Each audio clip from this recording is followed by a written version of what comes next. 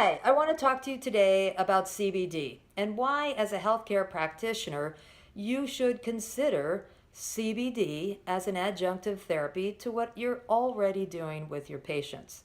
When we're talking about certain disease states like chronic pain, anxiety, PTSD, even Alzheimer's, even cardiovascular disease, many of these disease states and symptoms start with inflammation. When our body gets hit with too much inflammation, it becomes neurotoxicity to our body, which means that you get foggy brain, you can't focus, you have PTSD, you get anxiety, panic attacks. All of those things are an indication that your body has neurotoxicity.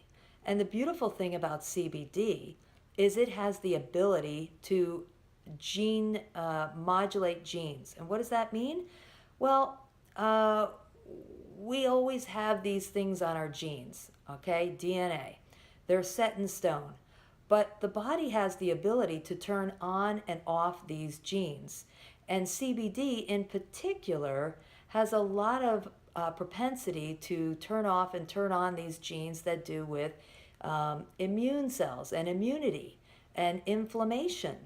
So CBD, because it is the non-psychoactive part of the plant, it's a beautiful part to deal with when you're looking at anxiety, when you're looking at Alzheimer's, when you're looking at chronic pain, neurotoxicity, inflammation, all of these deleterious effects can be offset or modulated by CBD.